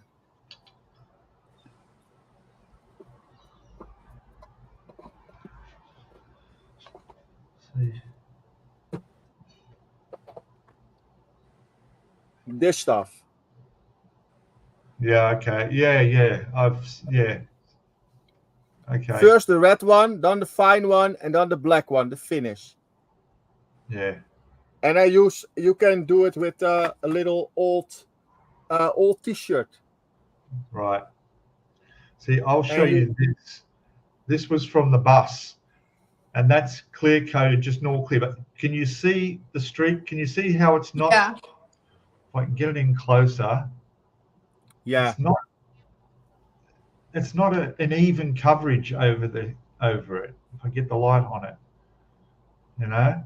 Yeah, I see what you're saying. See that there, you know. Yeah. Yeah. Oh yeah. Now, from a distance, it's fine, and that's the interior, and I'm not too concerned. But I can't have that finish on the outside of the bus. Sure. So that's the and interior. you're using your airbrush to lay the clear coat, correct? Oh yeah. Okay. That's another piece there. That's. Right. It's just not that nice, clear, like. You know, like perfect. I mean, you watch people do cars, you know, and the bonnets and the panels, and like you just showed there, Dom, you know, beautiful mirror finish.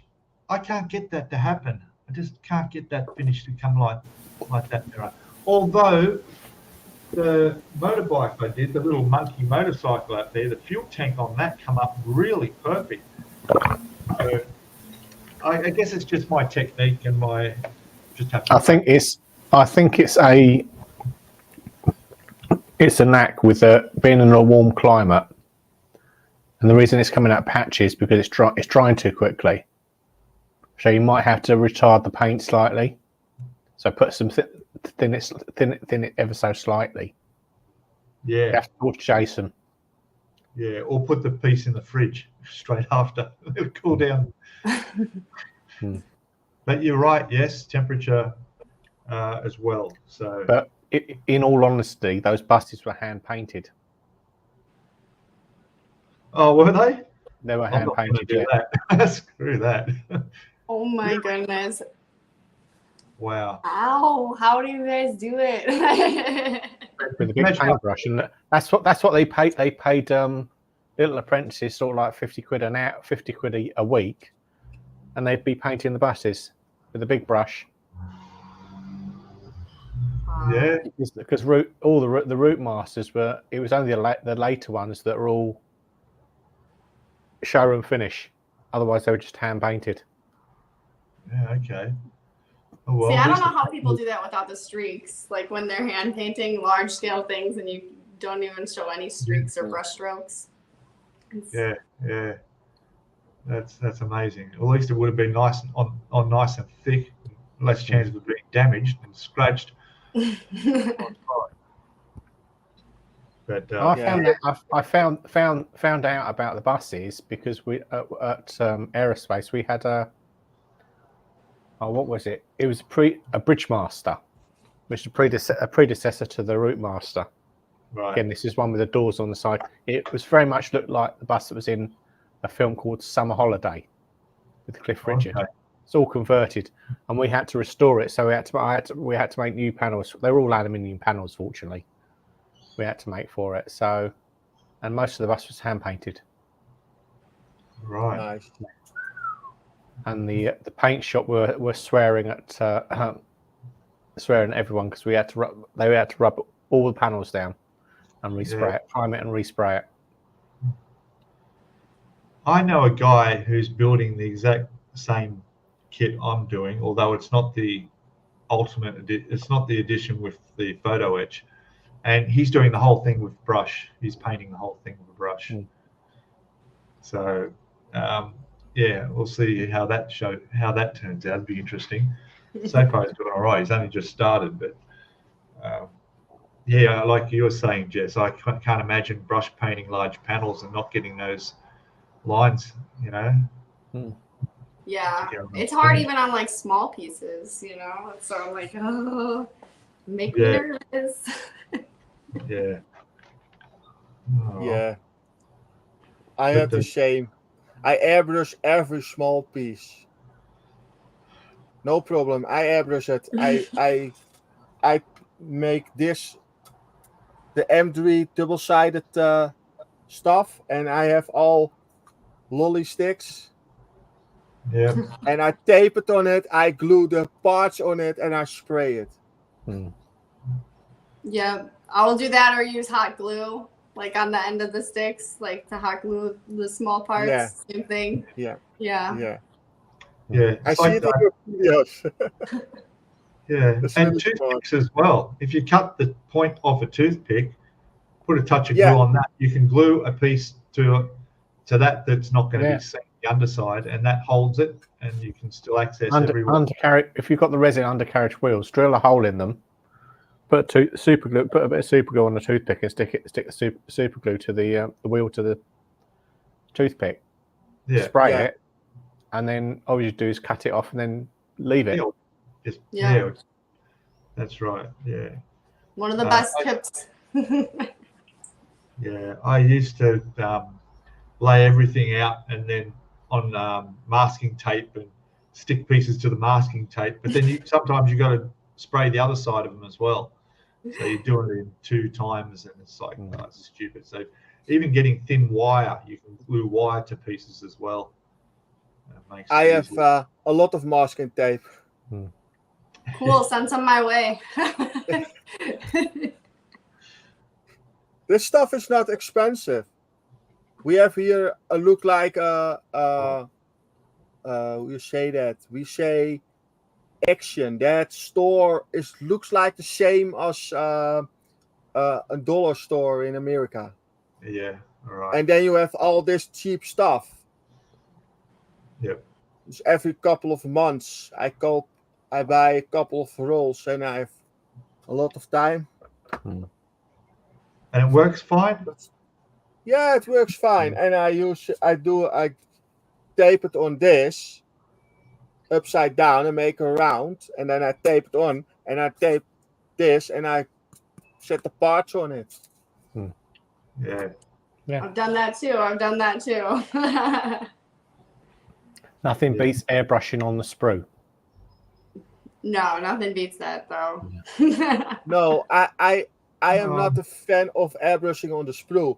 But you have always your sprue nips, right? You airbrush it, you nip it off, you paint it again. That is double. Do it the second time every time, and that is I sanding it first, and then I tape it, and that's easier. Then you can glue it. The small parts, the most parts, I glue so much as possible together, only different colors. That is separately. Yeah. For me, the easy way to do it. And I am building not so long models. I do that since 2017. It's now 6 years. Yeah, almost 6. 6 years. I'm happy with what I'm doing and what I built. Yeah. And I built everything: airplanes, tanks, cars. I have now one Star Wars kit. I have Warhammer. That's the spirit. I love the diversity. I like when people go outside their comfort zone and build things that they're not used to building. I have Dungeons and Dragons too. Dungeons and Dragons stuff. Oh snap! Oh wow. Okay. Oh yeah. It's the Griffin. The Griffin. Yeah. Okay. Very cool. And then I did I can better change. They're real birds, by the way, aren't they? I've seen griffins. Actually, and you see here all the different colors. Griffin. On the wings, I did it with oil paints. Wow. I dry brush it with oil. So yeah, and I think this is really nice. It's not bad. Yeah, that's good. And I did this one too. This is another, I have no idea who you say of this thing. This is a 3 heads and dragon wings. No, it's not Hydra. I can't remember what it's called though. It's got a certain name, that one. Yeah, it has a special name. I have here the little card of it in my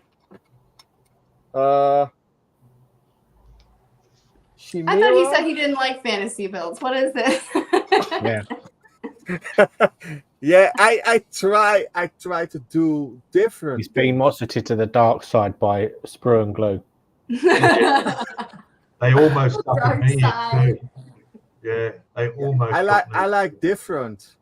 This is different than normal. I play not the game of whatever. I paint this, and that is for fun, right?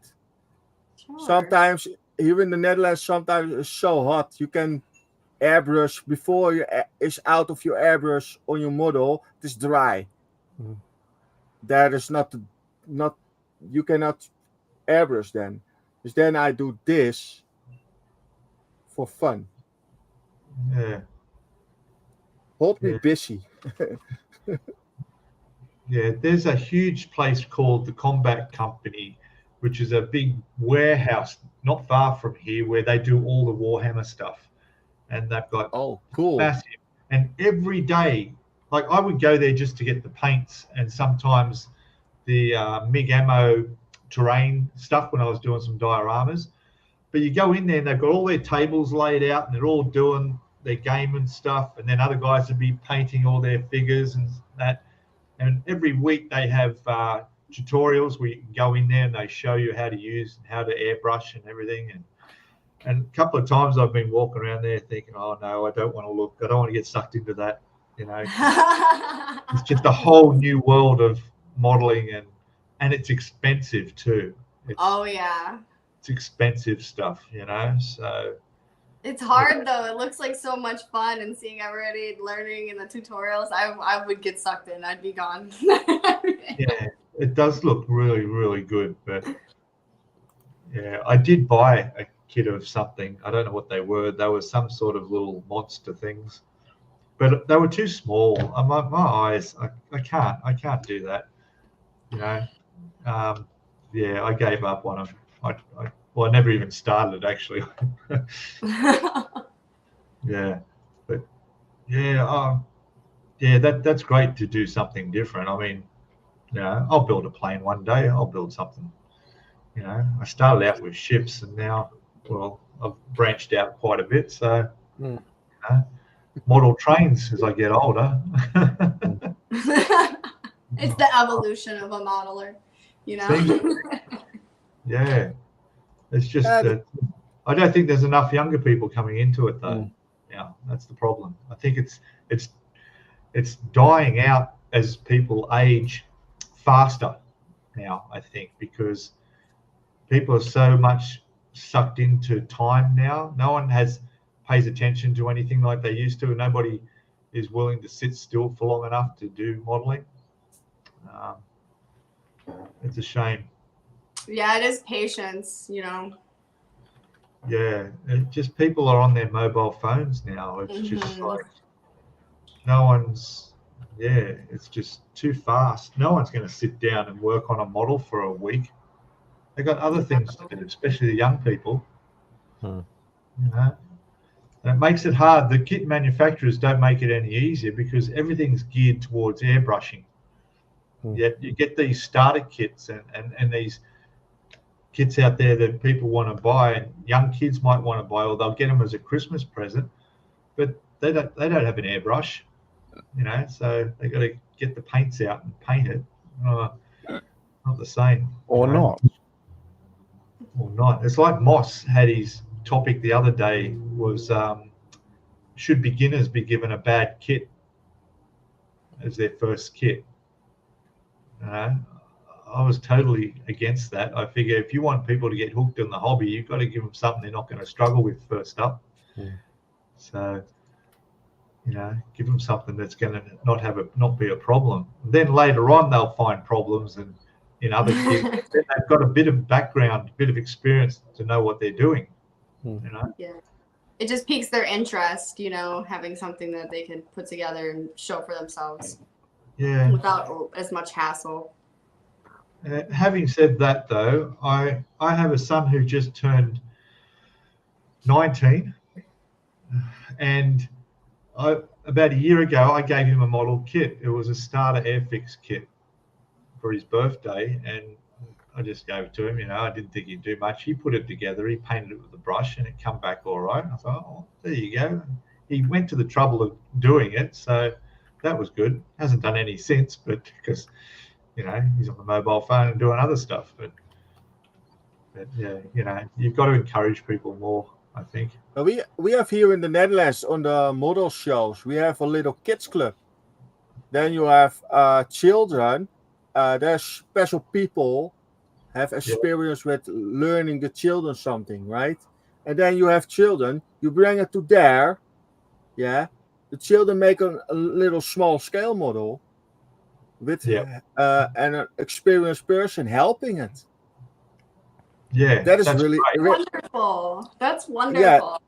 Yeah, and we have in my model club one was a man. He was building for a couple of years, and his son make a little diorama with the airplane on it, hand painted for half.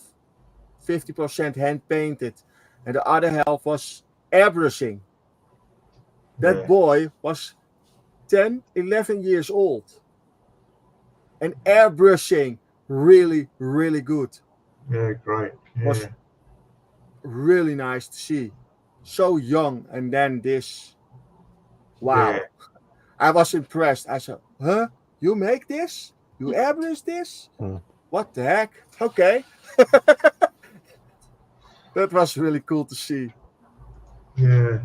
I just can't imagine building models like 20 years ago when you didn't have, well, the internet access to like you do now on YouTube and stuff like that.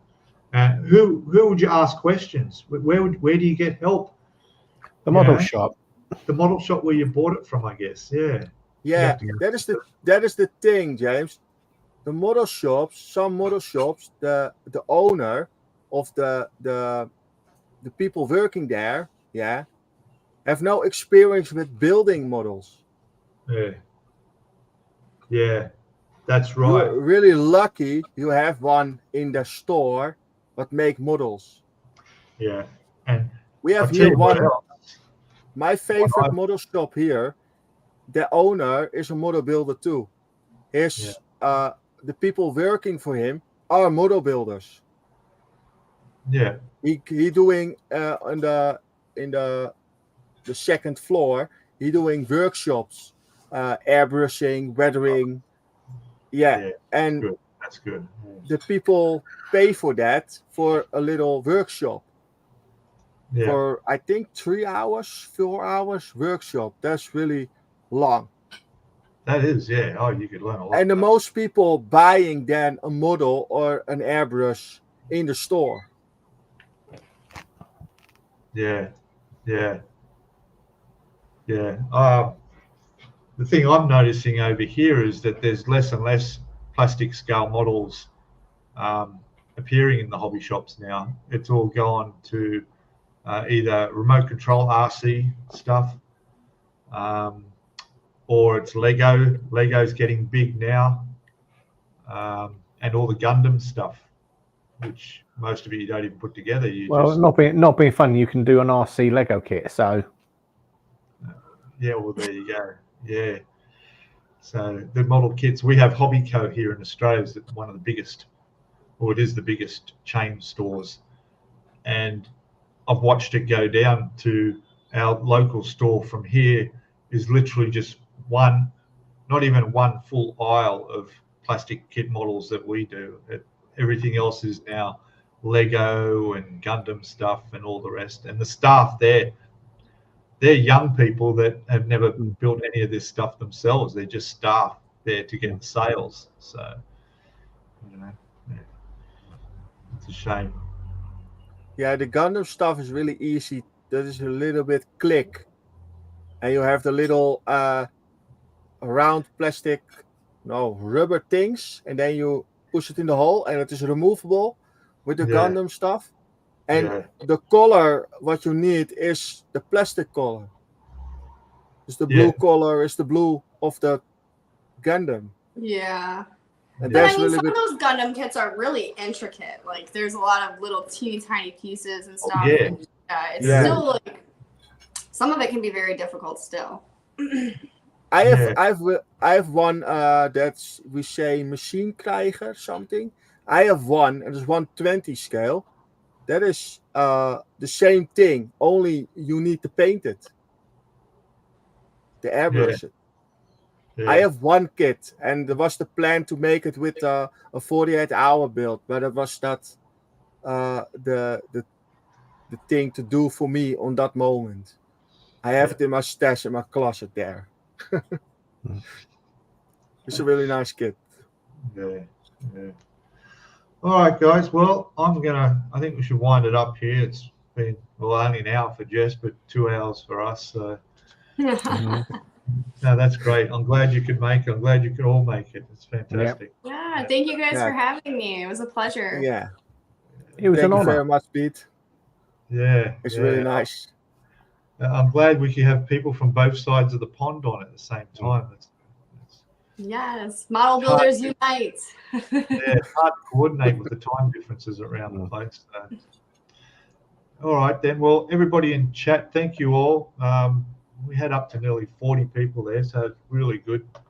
Yeah, fantastic. And thanks for all the thumbs up.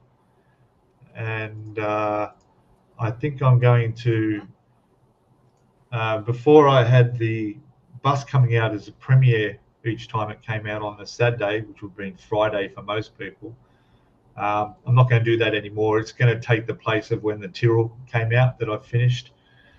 And they'll leave that open to something else. I don't know. I'm tossing up building a second model. Go on, build a plane. Build a plane. Build a plane. Spitfire. You walked yourself into that one. I know. I got talked into building a fire engine, and now I'm not looking forward to that one. Anyway, all right. I'll say goodbye to everybody in chat. See you all. Everyone say goodbye. Bye. Thank you. Bye, Thank Sue. you. Bye, everybody. I'll see you on your stream on the weekend too, Sue. All right. Let me get myself organized here with my little outro jingle. And there we go. All right. Thank you. Thank you. Thank you.